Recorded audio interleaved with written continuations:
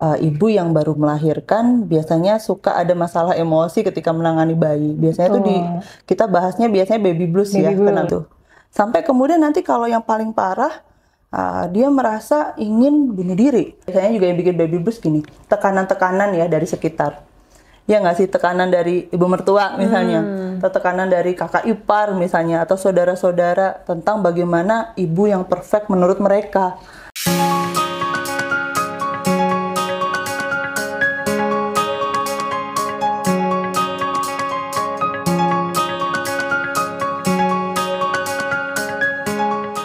Hai kawan-kawan Malang Posko Media, kembali lagi bersama saya Adinda Ajeng dalam program Posko Berdialog by Malang Posko Media. Dan tentunya hari ini aku nggak sendirian karena sudah ada Mbak Dian Fitriaswati selaku psikolog keluarga dan juga founder dari Cafe Psikologi. Jadi Mbak Dian, gimana kabarnya di hari yang mendung ini? Alhamdulillah selalu positif, selalu bahagia, selalu semangat. Alhamdulillah, positive vibes meskipun mendung-mendung gini ya Mbak. Dan tema hari ini juga nggak kalah menarik karena kita akan membahas tentang mungkin ada ya yang sering kita temui itu ibu-ibu yang baru pertama kali melahirkan atau baru punya anak, terus merasa ada yang berbeda dari keseharian sebelumnya dan gimana sih cara mengatasinya dan juga beradaptasi dengan kondisi yang baru ini. Daripada penasaran, kita langsung aja tanya tanya ke ahlinya yaitu Mbak Dia. Oke Mbak Dian, belakangan ini sih saya melihat ya banyak ibu-ibu itu yang habis punya anak terus kesulitan nih untuk mengontrol emosi pada bayinya seperti itu. Kira-kira itu apa sih Mbak yang melatar belakangi ibu-ibu ini jadi sulit nih untuk mengontrol emosi seperti itu? Oke, baik. Sebelumnya saya salam dulu ya Iya, sama pemirsa setianya podcast. Saya suka lupa nih judulnya apa? Posko Berdialog. Posko Berdialog. Baik, tema kita kali ini menarik sekali ya, tentang tadi yang ditanyakan oleh Mbak Ajeng. Ibu yang baru melahirkan biasanya suka ada masalah emosi ketika menangani bayi. Biasanya tuh Betul. kita bahasnya biasanya baby blues ya, Baby kena blues. baby blues ya. Itu pertama kali sih dialami oleh ibu-ibu yang biasanya baru pertama kali melahirkan, pengalaman pertama. Kemudian atau dia yang pernah melahirkan tapi punya masalah nih di kehamilan yang sebelumnya atau di kelahiran yang sebelumnya, sulit gitu. Mungkin ada masalah kesehatan ya, kehamilannya itu ada apa namanya, ada permasalahan medis gitu. Sehingga itu bisa memicu nanti masalah baby blues. Kemudian seorang ibu yang belum siap ya untuk punya anak sebetulnya. Jadi dia merasa agak enggan gitu ya ketika tahu hamil. Aku padahal maunya nggak hamil tapi ternyata hamil. Kemudian bisa juga seorang ibu yang dia pinginnya melahirkan dengan cara yang dia inginkan tapi tidak bisa terwujud gitu. Sehingga ketika ada proses yang lebih berat ya dia merasa ada masalah di psikologisnya karena udah mengalami stres gitu ketika dia dari sejak hamil sampai dengan proses kelahiran. Kemudian juga seorang ibu yang tidak dapat support ya dari orang-orang sekitarnya, terutama kalau ibu tuh pinginnya suaminya yang nge-support. Mungkin suaminya jauh ya, nggak bisa menemani, kerjanya mungkin baru sebulan sekali pulang gitu ya, dan dia harus sendirian ya, atau nggak punya keluarga, misalnya udah meninggal orang tuanya, atau dia cuman sendirian, nggak punya saudara gitu. Itu juga bisa memicu nanti ketika melahirkan mengalami baby blues. Kita langsung aja bilang baby blues ya. Dan sebetulnya terutama yang nomor satu adalah ibu yang belum mempersiapkan diri menjadi seorang ibu ya, karena belum dapat ilmunya atau tidak belajar ya, tidak punya kesempatan belajar atau bahkan merasa belajar itu nggak penting untuk bisa memprepare nanti kalau jadi ibu apa yang harus dilakukan. Baru pas sudah jadi ibu terkaget-kaget lah gitu ya. Wah, ternyata jadi ibu nggak mudah ya, ternyata susah sekali, capek sekali, banyak hal yang bisa memicu untuk stres gitu. Nah, sebenarnya yang pertama dan utama itu belum prepare untuk belajar apa yang akan nanti dihadapi ketika kehamilan dan setelah melahirkan gitu. Itu yang penting sih. Karena kalau kita udah belajar, kita jadi bisa prepare kan. Oh, nanti itu aku akan jadi begadang nih gitu. Aku akan kurang tidur nih. Aku nanti akan apa namanya? Misalnya nih kondisinya suamiku nggak bisa selalu ada bersamaku. Gimana ya caranya supaya aku nanti nggak kena baby blues gitu. Oh, mungkin nanti ada temenku atau kakakku atau saudaraku yang aku minta tolong nemenin buat bantu jaga baby gitu. Jadi hal-hal yang nanti bisa memicu untuk baby blues yang parah itu akan tercegah gitu karena kita sudah prepare duluan karena udah belajar gitu sih. Jadi pentingnya mempersiapkan diri sebelum mempunyai anak gitu Mbak ya. Terus kita kan sebagai orang awam nih, ada nggak sih ciri-ciri tertentu yang bisa kita ketahui? Ciri-ciri dari, oh ternyata ibu ini mengalami baby blues gitu. Ya, ciri-cirinya bisa sih ya. Jadi ketika habis melahirkan tuh dia selalu tampak sedih, ngeluh gitu ya. Biasanya selalu ngeluhnya pasti aku stres, aku kecapean, aku nggak bisa tidur, aku nggak bisa menghibur diri, aku nggak ada waktu buat diri sendiri, aku makan pun juga nggak bisa makan dengan enak gitu ya. Banyak keluh-keluhan seperti itu. Terus juga ngeluh tentang fisiknya, aku nih setelah melahirkan udah nggak sebagus dulu badannya, gimana nih udah jelek nih aku, udah gembrot nih aku misalnya gitu. Atau ada ibu-ibu yang habis melahirkan yang karena faktor hormonal mungkin kulitnya berubah gitu jadi jerawatan mungkin atau tidak sebagus sebelumnya, tapi sebetulnya ada juga ibu yang habis melahirkan malah jadi tampak halus ya. Maksudnya itu faktor hormonal yang tiap orang beda ya dialami oleh ibu yang habis melahirkan. Kemudian dia kelihatan tidak bahagia gitu ketika mengurus bayi atau bahkan dia menghindari untuk ngurus bayi. Jadi kayak dia takut untuk megang bayinya, gendong bayinya aja kayak dia takut gitu. Dia melihat bayinya itu kayak bahaya buat dia sehingga dia mau gendong, mau nyusui, nolak gitu. Atau dia bilang aku kok takut ya gendong anakku, aku kok takut ya nyusui anakku. Nah, pertama dari rasa takut yang mungkin takut menyakiti si anak sampai dia merasa anak itu ancaman buat hidupnya gitu. Sampai kemudian nanti kalau yang paling parah dia merasa ingin bunuh diri. Ada kasus-kasus ibu yang bunuh anaknya, tapi habis itu dia bunuh juga dirinya. Jadi mau mati bareng gitu. Nah, itu sudah baby blues yang parah ya, yang sudah jadi masalah psikologis gitu. Yang itu harus dibantu oleh ahlinya. Tapi awalnya dimulai dari itu ya, keluhan-keluhan ya. Kalau udah ibu yang baru melahirkan bilang, aduh aku capek banget, aku butuh dipijit, aku butuh curhat nih, aku kok kurang hiburan ya, aku kayaknya stres banget. Itu jangan dianggap ringan ya.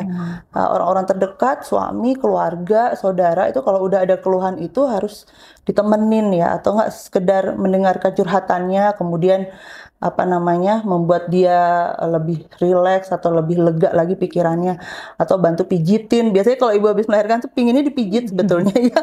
Ada yang mijitin gitu, setiap hari ada yang mijitin tuh udah seneng banget gitu. Karena yang dirasakan capek dan pegel. Menyusui itu kan capek sekali ya, ngabisin energi. Itu butuh orang-orang terdekat untuk bisa nge-support sih. Itu. Jadi memang ketika ada baby blues, kayak sudah timbul ciri-cirinya tuh support dari orang terdekat itu memang paling penting ya. Paling mungkin penting. kalau masih ada suaminya ataupun anggota keluarga lain. Nah, terus kan kita lagi-lagi sebagai orang awam, kalau kita melihat ada fenomena ibu yang mengalami baby blues, itu apa Mbak yang bisa kita lakukan? Oke, sebagai orang awam ya tentunya kalau kita kenal sama ibunya ya, yang jadi mengalami baby blues ya, teman kita gitu ya. Yang pertama, kita harus mengucapkan kata-kata yang membuat dia merasa optimis ya, berharga. Karena kalau ibu yang baru melahirkan ketika stres kan dia merasa dirinya nggak berharga ya, atau jadi ibu yang buruk gitu. Aku kok nggak bisa kuat ya, kayaknya mamaku atau kakaknya, dia lihat mungkin dulu kakaknya pas hamil melahirkan fine-fine aja, kok aku kayaknya nggak sanggup ya, apakah aku ibu yang buruk gitu kan. Dalam pikirannya tuh konsep dirinya sebagai ibu itu buruk gitu dan menyalahkan diri terus.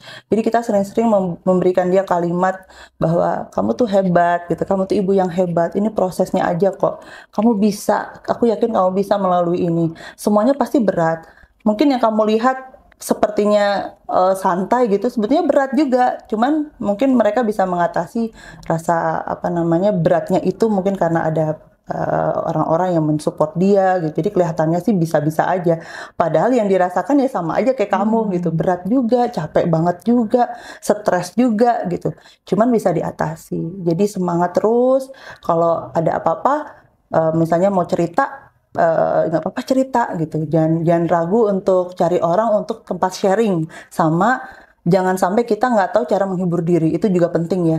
Kayak walau di kondisi yang capek banget ngurus bayi baru lahir gitu ya, kita merasa ada baby blues, kita harus tahu nih, oh cara menghibur diri apa nih di sela-sela walaupun cuman 15 menit, 30 menit gitu ya. Oh nonton YouTube nih misalnya yang kita suka gitu. Kalau saya dulu nggak tahu kenapa suka nonton mukbang ya. Jadi nonton mukbang tuh udah bikin saya happy gitu, nggak tahu kenapa ya. Jadi oh udah habis nonton mukbang udah happy lagi, atau nonton yang komedi-komedi gitu. Habis itu sudah bisa terhibur lagi, ya udah alhamdulillah lihat bayi yang tadinya capek banget, oh bisa nyusuin lagi, gendong lagi gitu. Walaupun capek tapi seneng gitu karena lihat bayinya, oh ini anak kita gitu ya, harapan kita gitu. Jadi jaga aja membantu teman kita yang kena baby blues untuk tetap menjaga kesadaran akan dirinya gitu ya, bahwa dia ini ibu yang harusnya happy baru dapat anak ya. Harusnya itu adalah sebuah karunia yang harus disyukuri. Jadi lebih memberi support seperti ngasih afirmasi positif. Iya gitu. betul. Kayak Menyemangati. Nah kalau ini nih Mbak, kalau orang yang sebelumnya mungkin dia wanita karir, terus akhirnya berubah status setelah memiliki anak, akhirnya menjadi full time mom, itu kan pasti semuanya akan berubah ya, keseharian, terus aktivitas. Nah itu yang harus dilakukan ibu untuk bisa cepat beradaptasi dan mengelola stresnya. Pasti kan ada stresnya. Itu gimana? Iya Mbak Dian? Jadi memang yang berat kita kalau bandingin ya zaman ibu kita atau nenek kita, perasaan zaman dulu nggak ada yang baby blues gitu ya. Karena mereka itu punya mindset bahwa ya seorang ibu, istri itu bukan yang bekerja full time ya. Zaman-zaman dulu kan gitu ya, karena pokoknya kalau udah jadi istri, ibu rumah tangga aja gitu. Jadi mereka nggak punya pikiran, beban atau harapan yang tinggi gitu, bahwa biasanya nih aku punya duit sendiri, bisa kemana-mana, bisa jalan-jalan ke sini ke situ. Begitu punya anak kok terbatasi ya me time-ku, nggak bisa me time. Nah itu yang sebetulnya juga memicu kecenderungan untuk bisa baby blues, juga pikiran-pikiran dan harapan kita. Jadi kayak misalnya saya kan pernah cerita ya, saya 15 tahun belum punya anak, kemudian saya punya anak. Nah sudah biasa kan berleha-leha ya, sudah biasa dong apa-apa bebas gitu kan, mau jalan-jalan kemana, mau saya gitu. Begitu punya anak kan kayak stuck gitu di rumah ya. Karena bayi membutuhkan saya selalu gitu, dan kalau dibawa keluar kan kasihan juga dia, belum saatnya lah untuk bisa dibawa keluar gitu ya. Jadi ada rasa aku nih bisa loh, dulu tuh setiap hari kalau aku lagi sumpek bisa me time kemana, bisa nongkrong di mana gitu ya, jalan-jalan kemana, ini nggak bisa. Nah jadi pertama memang untuk perempuan yang terbiasa ya, dia tadi cerita saya wanita karir ya, sudah punya profesi, sudah punya kepercayaan diri akan karirnya, itu juga harus merubah mindsetnya dulu nih, bahwa aku memang wanita karir, tapi lebih utama dan prioritas aku sekarang sebagai ibu. Aku sudah memilih dan memutuskan menjadi ibu. Dan kalaupun misalnya kayak kecelakaan ya, maksudnya nggak rencana untuk punya anak, tapi kok dikasih anak, kan banyak juga kayak gitu ya, padahal pinginnya tuh nggak mau punya anak dulu nih misalnya, atau sudah punya anak satu tapi maunya dijarakin dulu nih berapa tahun baru punya anak.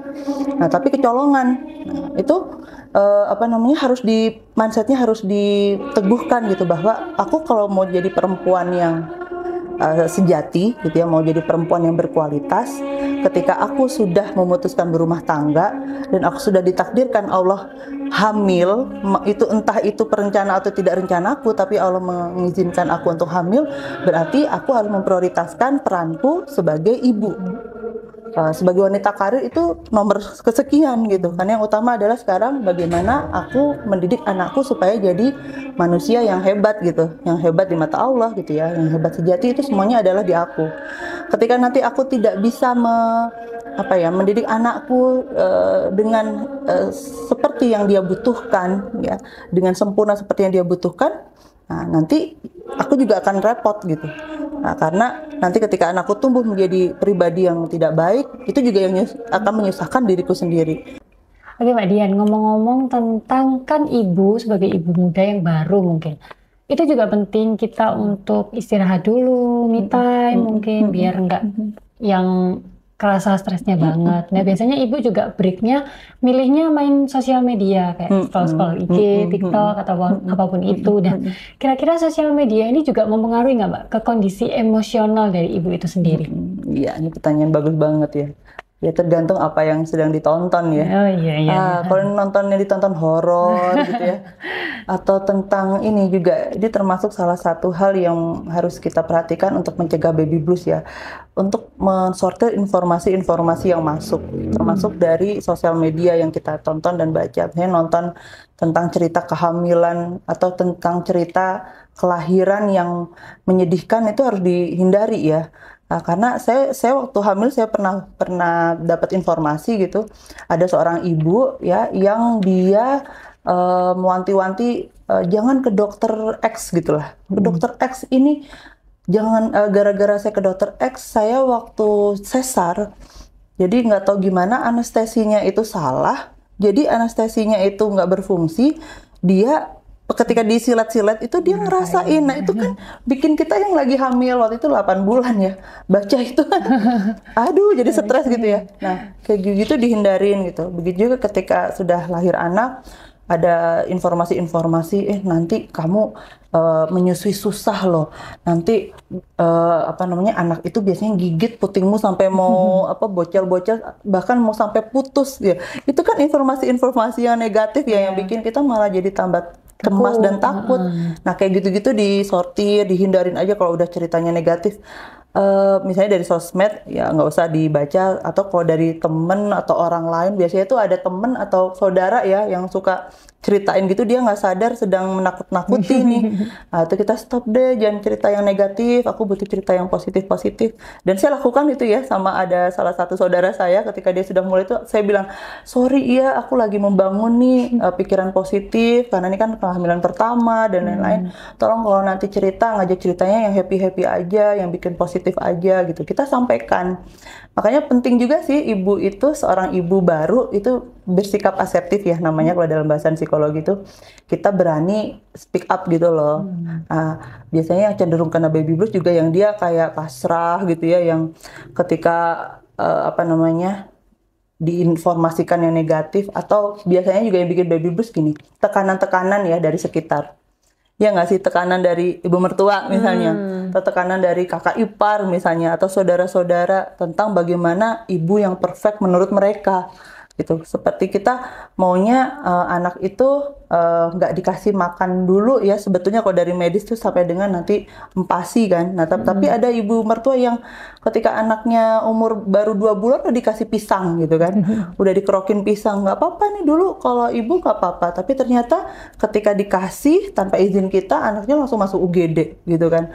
Nah terus kita disalahin gitu, seorang ibu tuh disalahin. Nah itu juga yang bisa cenderung membuat mereka baby blues gitu. Jadi kita yang sendiri yang harus bijak ya, atau pintar dan cerdas mensortir mana-mana hal-hal yang ketika kita butuh hiburan gitu ya, kita apa namanya, kita pastikan tidak membuat pikiran positif kita terganggu gitu.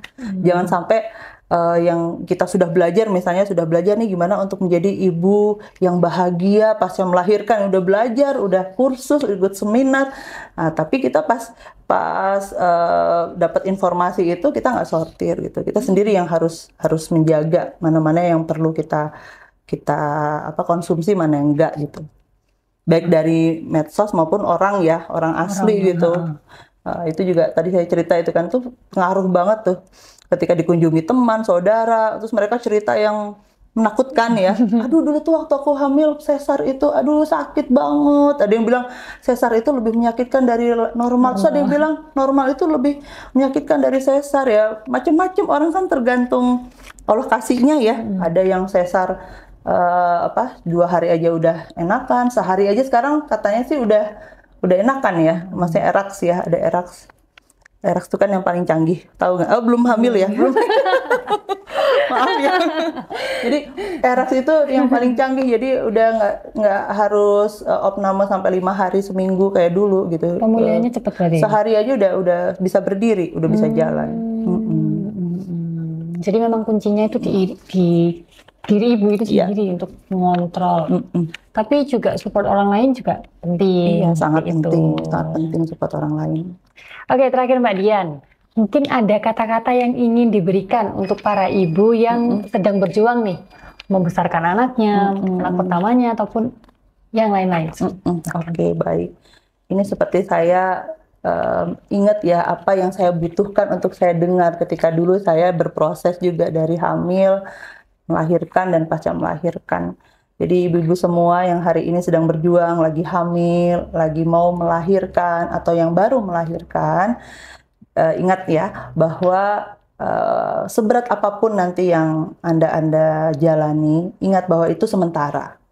Nah, Anda butuh menjalani proses yang berat itu karena istimewanya seorang ibu memang Allah janjikan ya, bahwa ibu tuh istimewa karena menghadapi hal berat ini. Kalau nggak menghadapi hal-hal berat ini, nggak akan diistimewakan gitu ya. Karena kata Allah, yang istimewa kan ibu 3 kali daripada ayah ya. Karena kita sudah hamil, kita melahirkan, kita menyusui, yang itu semuanya berat dan tidak bisa tergantikan. Jadi jalanin aja seperti yang sudah saya alami ya. Itu mungkin 4 bulan lah, mungkin capek-capeknya, berat-beratnya lama ya. Tapi selama berat itu, yakinlah pasti ada sesuatu yang bisa membuat Anda bahagia. Yakin saja ya, di dunia ini nggak mungkin melulu semuanya sulit terus ya. Semuanya susah terus, semuanya sedih terus. Ada kalanya di saat-saat Anda merasa sangat capek, sangat stres menjalani peran sebagai ibu baru ya, terutama ya, atau sebagai ibu lah. Yakin nanti bisa kok menghibur diri. Ada aja kok cara menghibur diri ketika kita yakin ada kok cara untuk bahagia. Dan kemudian jangan ragu, libatkan orang-orang yang Anda percayai, yang Anda yakin peduli sama Anda, yang Anda yakin sayang sama Anda dengan tulus gitu ya. Jangan cuma diem aja minta di ngertiin tanpa kita bersuara. Mereka kan nggak ngerti kita maunya apa. Belajar berani untuk bilang ya apa yang Anda butuhkan, butuh curhat misalnya, butuh ditemenin misalnya, butuh dipijitin misalnya ya, butuh ditemenin, aku mau jalan-jalan sebentar ya, mungkin bayinya titip dulu ya ke kamu sebentar misalnya kayak gitu. Nah itu omongin, jangan dipendam sendiri, karena ada banyak kasus ibu-ibu yang mengalami baby blues kemudian jadi depresi, postpartum depression, yaitu karena tidak mau mengungkapkan ya, mereka menahan, mendem apa-apa yang jadi kesulitannya. Nah, jadi jangan ragu, beranikan diri untuk bicara apa yang Anda butuhkan ke orang-orang yang memang Anda yakin peduli dan sayang sama Anda. Itu aja sih, jangan sampai merepress ya. Selamat jadi ibu dan semangat terus semuanya. Luar biasa sekali. Terima kasih Mbak Dian untuk informasinya yang sangat bermanfaat. Nggak cuma untuk saya, tapi untuk semua mungkin para pendengar Malang Posko Media ataupun ibu-ibu di luar sana yang juga sedang berjuang seperti itu. Dan terima kasih juga untuk kalian para penonton dari program Posko Berdialog by Malang Posko Media yang sudah mendengarkan podcast ini, edisi psikologi parenting. Terus kalau kalian pengen kita membahas sesuatu ataupun kalian ada ide, bisa tulis di kolom komentar ya untuk bahan podcast kita selanjutnya. Terus jangan lupa juga subscribe YouTube channelnya Malang Posko Media dan dengerin podcast kita di Spotify. Oke, saya Dinda Ajeng, pamit undur diri. Terima kasih.